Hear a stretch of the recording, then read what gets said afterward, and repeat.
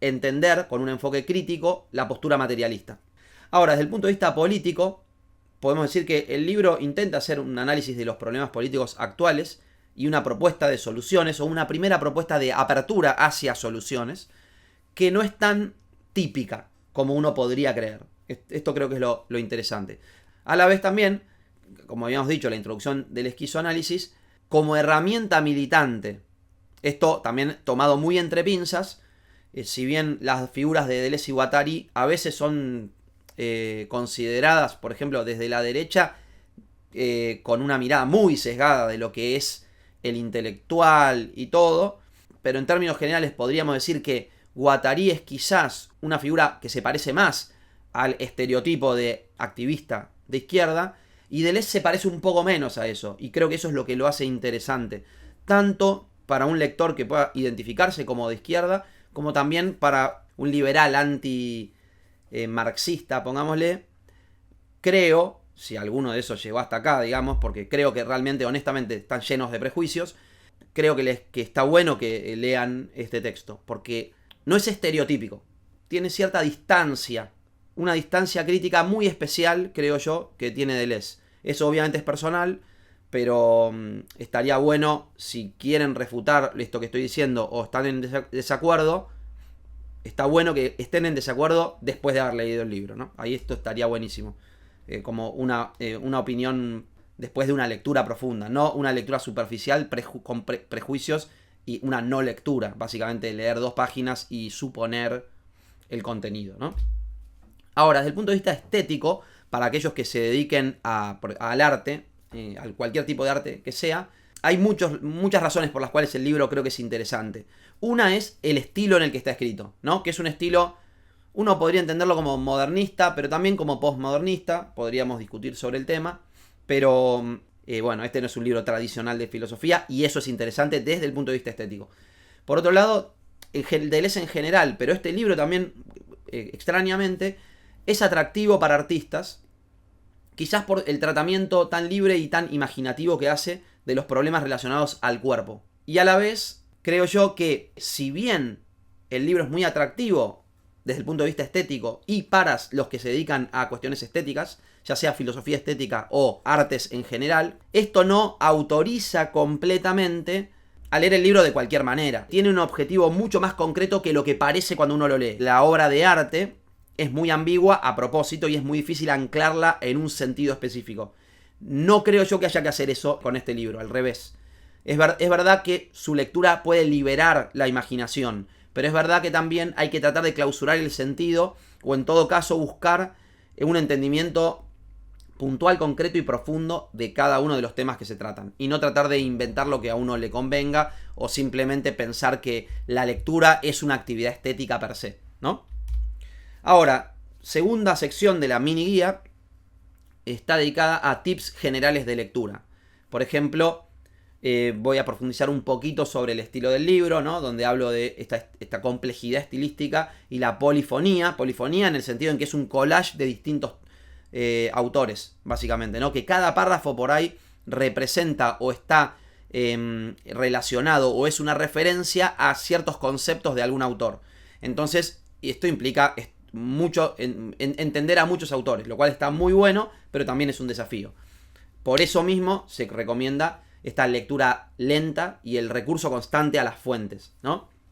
Mi recomendación puntual es tratar de leerlo en una especie de escritorio con acceso a internet, cosa que no es siempre tan sencillo, ¿no?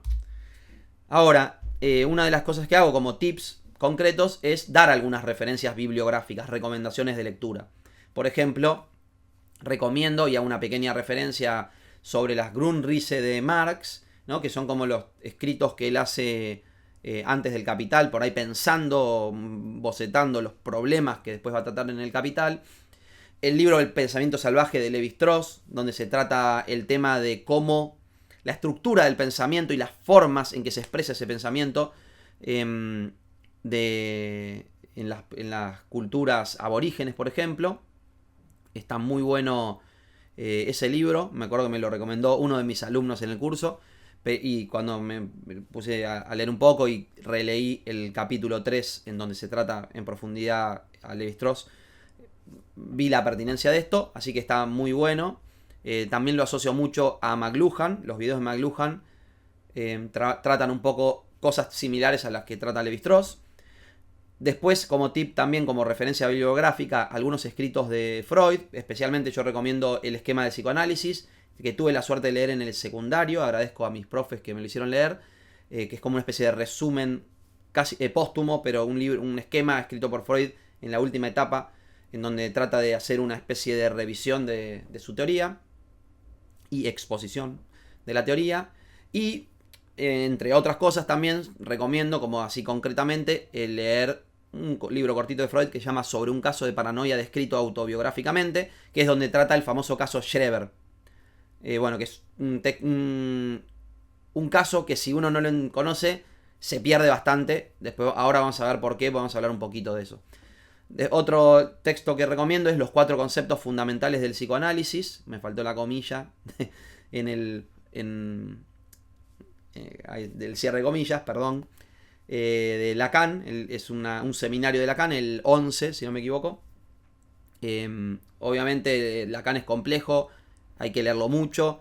Hay autores que lo explican, está bueno también. Yo creo que a mí Zizek me ayudó bastante a entender a Lacan. Pero está bueno tener un conocimiento, aunque sea básico, de Lacan para poder leer el Antiedipo. Y después, por último, entre las referencias bibliográficas limitadas que doy, la lista sería imposible, infinita, hacerla completa, pero están los prolegómenos, los famosos prolegómenos de Kant, que son una especie de resumen de la crítica de la razón pura. Bueno, ahí en la mini guía tratamos un poco sobre este tema. Básicamente recomiendo los prolegómenos porque si recomiendo la crítica, por ahí no la van a leer, pero por supuesto cualquiera que le interese leer a Deleuze, creo que es imprescindible entender más o menos a Kant. Y hay un libro de Deleuze sobre Kant que también recomiendo y está muy bueno y es muy didáctico. No, es mucho más fácil de leer que los libros posteriores de Deleuze. Ahora, otro tema en los tips, siguiendo estos tips de lectura, un poco random, es el tema de lo trascendente o trascendental, o la relación trascendente con trascendental, pero sobre todo la crítica a la postura trascendental o a lo trascendente en Kant, en donde podemos diferenciar el cierto trascendentalismo. Acá pongo como que lo pongo en Kant, pero es en líneas generales, creo yo, y la postura inmanentista, cuyo principal referente en relación a Deleuze sería Spinoza, en general también, ¿no? Pero la importancia de esta dicotomía trascendente-inmanente la trato de explicar un poco en la mini guía y explicar un poco cómo Deleuze y Guattari se alinean con el inmanentismo, rechazando lo trascendental en algunos aspectos, ¿no? Y vamos a explicar por qué. Bueno, eso, si les interesa más sobre esto, les recomiendo que vean la mini guía y ahí también hay más líneas para poder seguir investigando. Por otro lado, también, digamos, agregando o sumando a esta oposición trascendente inmanente, está la oposición que tiene mucho que ver con esa también, que es la del materialismo contra el idealismo, ¿no? La oposición materialismo-idealismo, ¿no? Esta contraposición. Y hablo un poco de las influencias de Spinoza y Marx, un poco nomás. Este es una mini guía. También les cuento que yo estoy haciendo una maxi guía, o sea, estoy escribiendo un libro en base a mis clases sobre el Antiedipo, donde voy a tratar mucho más en profundidad todo esto, pero en la mini guía por lo menos es una orientación sobre el tema de la influencia de Spinoza y Marx en la visión materialista, obviamente también en la visión inmanentista, ¿no? De Deleuze y Guattari, y cómo esto es el punto de partida de una crítica al psicoanálisis como ciencia idealista, al servicio del sistema económico y político en el que aparece el psicoanálisis, ¿no? Último tip en esta sección responde a la pregunta ya clásica, ya tocada en este canal, que es ¿qué es el cuerpo sin órganos? Bueno, el cuerpo sin órganos, quizás ya lo saben, y es un concepto muy importante, clave, que representa lo que yo ahí digo como el estado del cuerpo liberado de organizaciones y estructuras impuestas. Por supuesto les recomiendo ver mi video sobre el tema, en donde hablo como 40 minutos sobre esto y que ayuda a sacarse bastantes dudas, o por lo menos un punto de partida. Y la relación con el plano de inmanencia, que creo yo es un tema importante y que lo pude investigar un poquito más también específicamente para esta mini guía, así que les recomiendo que chequen eso. No es tan largo lo que hablo sobre eso, pero me parece bastante clarificador. En donde el plano de inmanencia implica una especie de campo de posibilidades sin un enfoque jerárquico. No me voy a extender mucho sobre eso, pero lo pueden leer en la mini guía y también lo pueden ver un poco en los videos, en el video sobre el cuerpo sin órganos. En la sección 3 de la mini guía voy a hablar de un ejemplo, o voy a dar un ejemplo de lectura atenta. ¿A qué me refiero con esto de que yo digo que hay que leer el libro un poco sentado en una mesa, buscando en internet o investigando, buscando las referencias, ¿no? Lo que voy a hacer ahí en la mini guía, lo que hago es un análisis del primer párrafo del libro. Creo que incluso me extiendo un poquito más que el primer párrafo, las primeras páginas, la primera página, para tratar de ver cómo ahí, primero, para poder entender ese primer párrafo hay que entender el concepto freudiano de ello y la visión maquínica del sujeto. Esto es bastante complejo, ¿por qué? La visión del ello en Freud no es tan compleja de entender. De hecho, el video en el que yo hablo sobre, muy mínimamente, pero muy brevemente y sintéticamente sobre el psicoanálisis, es el video más popular de mi canal. También se los voy a dejar acá arriba para que lo vean porque si no lo vieron, evidentemente es un resumen que les resulta útil a los que están entrando a estudiar psicoanálisis, porque veo que vienen muchos estudiantes de primer año, algo así lo ven, y realmente es muy exitoso, me dejan muy buenos mensajes, agradezco esos mensajes. Ahora, entender lo que es el ello no es tan complicado, creo yo, pero entender lo que significa la visión maquínica del sujeto lleva tiempo, y es raro que aparezca, raro, es casi como provocador que aparezca en el primer párrafo. Básicamente es como que hay que entender el libro entero para entender el primer párrafo. Es lo irónico, lo desafiante, lo problemático del libro. Pero también como esta idea de esta diversión de entrar en el laberinto, ¿no? Trato de mostrar cómo informarse un poco de antemano sobre esta visión maquínica, sobre cuando hablan de máquinas, a qué se refieren y por qué, en qué contexto ellos proponen la idea de máquina y le dan importancia a este concepto, ayuda mucho a entender, ¿no? Y a no trabarse como si estuvieran realmente perdidos desde la primera página, que es lo que nos pasó a todos, creo yo, cuando empezamos a leer el libro, ¿no? Y también hago una referencia un poco más profunda al caso Schreber, del que hablé antes, para ilustrar cómo la visión de Deleuze y Guattari sobre estos temas, sobre algunos temas, y para hacer entender que tener contexto, que a veces lo que nos falta no es que esté mal escrito, que es lo que habitualmente la gente piensa, o escrito a propósito de manera muy intrincada.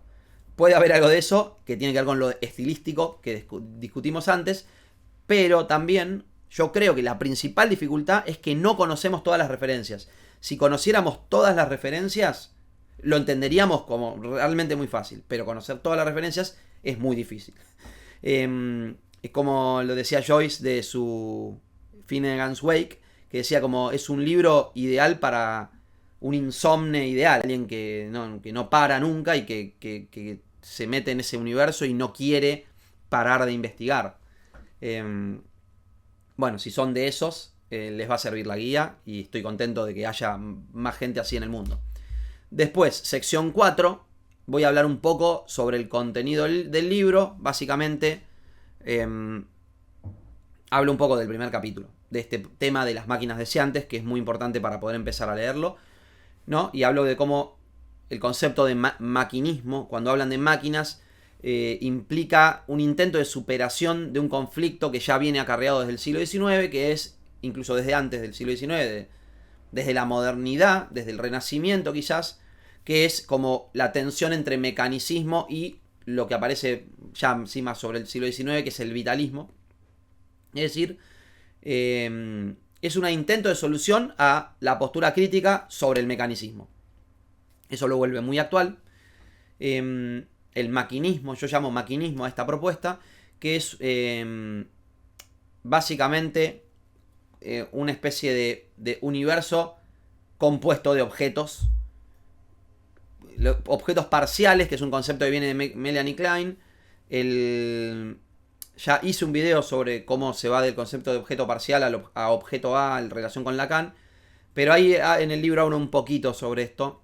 Y en el libro grande que estoy preparando, y que si les interesa obtener información, les voy a dejar un link también acá abajo para que me dejen los datos para cuando salga ese libro, por si lo quieren.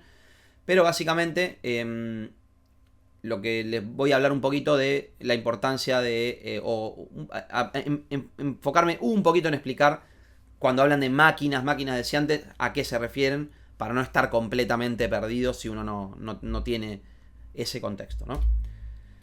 Y con eso llegamos, eso cierra, digamos, el contenido del libro. Hay una sección final en donde trato de organizar de manera lo más coherente posible alguna lista de temas importantes para poder entender, con links a los videos o algunos contenidos en donde yo explico esos temas, ¿no? Ayuda a tener organizado el contenido de mi canal también. El contenido de mi canal que está enfocado a estos temas, que son varios, están muy variados. Así que bueno, espero que eso les sirva. Recuerden, si no lo hicieron todavía, descargar el libro. Me pueden dejar todos los comentarios que quieran, son siempre bienvenidos. Agradezco todo lo que siempre me ponen, todas las preguntas que me hacen. Y agradezco muy especialmente, aprovecho esta ocasión para agradecer muy especialmente a los miembros del canal, que realmente, representan algo muy importante para mí, una ayuda muy importante para que yo pueda seguir haciendo esto. Pido realmente, honestamente, disculpas por no poder hacer más o no tener más tiempo para hacer muchísimo más. Ojalá que con estos pequeños esfuerzos que estoy haciendo y con esta idea de ir publicando algunos libros que me ayuden, que sirvan también como ayuda económica, pero que también toquen y amplíen los temas que trabajo en el canal, esto me sirva para poder cada vez dedicar más tiempo de mi semana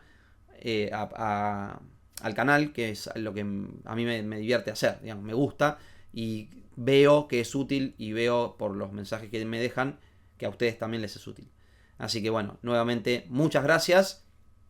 Les voy a dejar acá una lista de reproducción que nuclea todos los temas que creo pertinentes en relación al antiedipo. Y les doy un gran abrazo, saludos y nos vemos después.